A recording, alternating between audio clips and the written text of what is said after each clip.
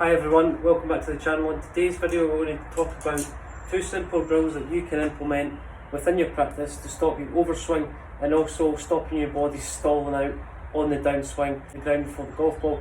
The club starts to work up towards the sky and then we struggle with strike. Many people who struggle with swinging a little bit too long in the backswing is that angle gets really narrow in the backswing. So if you think the distance between my right hand and my right shoulder gets too narrow, I get too much flex in my right arm. So on the way down, for me to get out of that position, so our right arm's got a little bit too narrow, we've got too much flex in that right arm, the club head gets a little bit too long at the top of the backswing, so we're kind of swinging past parallel. What's going to happen on the way down? That right arm's going to have to get a little bit wider, head gets past my left shoulder, and the backswing, what's going to happen is we're going to have to get that right arm working a little bit wider on downswing. That's where that right arm straightens too early. We struggle with hitting the ground before the golf ball, we struggle with thin shots, and we also struggle with quite a lot of spin, a lot of dynamic loft impact. Have this cane underneath your right arm. What you're going to do as you get to the top of the backswing, the moment that your left arm touches this cane, then your right arm feels a little bit wider. So the idea is we're trying to keep our hands as far away from our right shoulder as possible. To facilitate that, what's going to happen is we're going to incorporate a little bit more of kind of body turn, so I feel the turn in my rib cage and also my torso. As soon as your left arm hits the cane, that's the idea and cut-off point that you're going to stop your backswing. We see a lot of golfers who start reverse pivoting because the right arm gets a little bit too narrow, and anything that gets really narrow in the backswing has to get a little bit wider on the way down. So keep the width in that right arm, so feel like your right elbow points more down towards your right hip.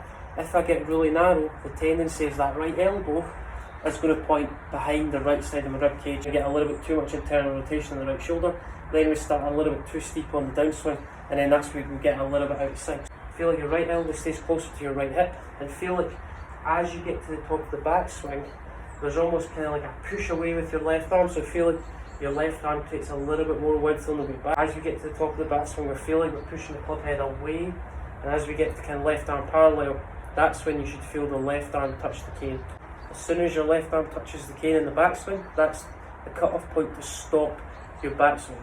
Because if we get a little bit too long, as you can see from there, the cane starts to lift, my arms start to get a little bit disconnected. Top of the backswing, feel the width and your hands away from your right shoulder, and feel like you're pushing your left arm a little bit more away from your body, just to try and keep that width. That is a great feeling if you get your arms a little bit too narrow in here, and we get a little bit too narrow, and then on the downswing, we're going to have to widen that angle a little bit too early. The right arm starts to straighten too early, and then we're going to struggle with casting, we're going to struggle over the top. We're also going to struggle to create sufficient distance with that. So left arm touches the cane, that's your indication to stop the backswing.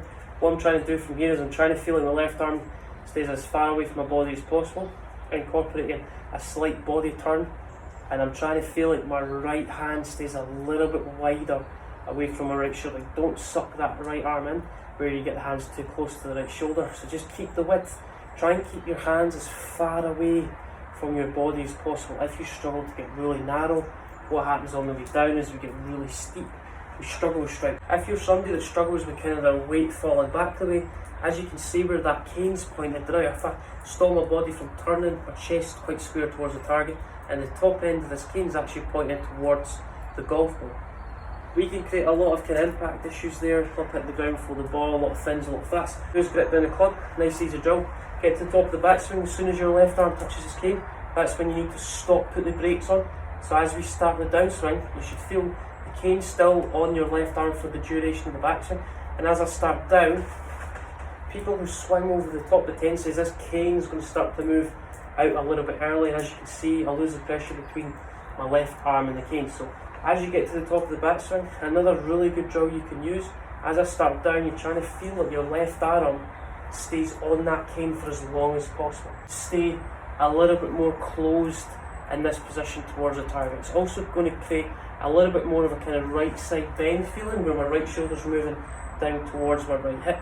If you struggle with slicing the golf ball, see the left side of this cane wants to work towards the ground a little bit too early, left shoulder works down too early, shaft starts to steepen due to this right shoulder getting out a little bit too early. Top of the backswing, left arm's going to hit the cane, that's your indication to stop the backswing.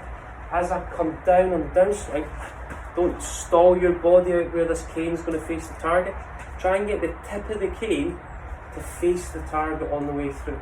It's going to help keep my arm structure, it's going to help my chest face the target, it's also going to help me transfer my weight onto my left foot. As I start down, feel like if you swing over the top, your right shoulder gets high too early, left shoulder gets too low, left arm gets detached from the cane. Good feeling, get to the top.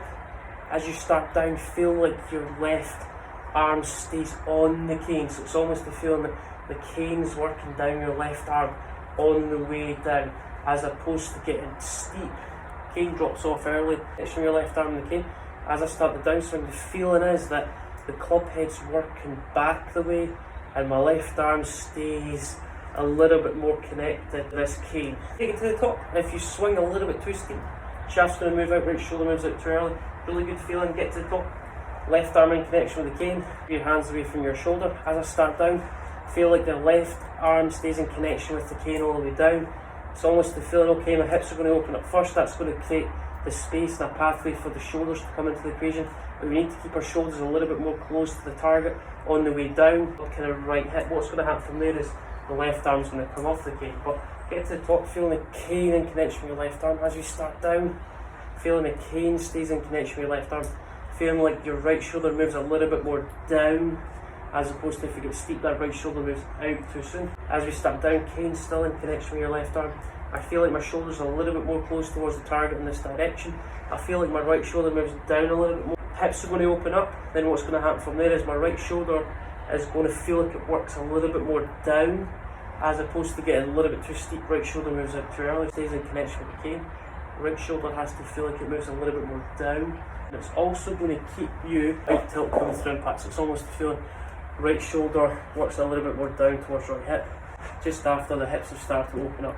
It's going to help you maintain your tilts the way down, and it's going to prevent you getting a little bit too open in your shoulders too early. In the steps, left arm touches the cane, on the way down, left arm still stays in connection with the cane, right shoulder moving more down towards your right hip, and on the way through, if you stall your body out, that cane's pointing towards the camera, the point towards the target on the way through.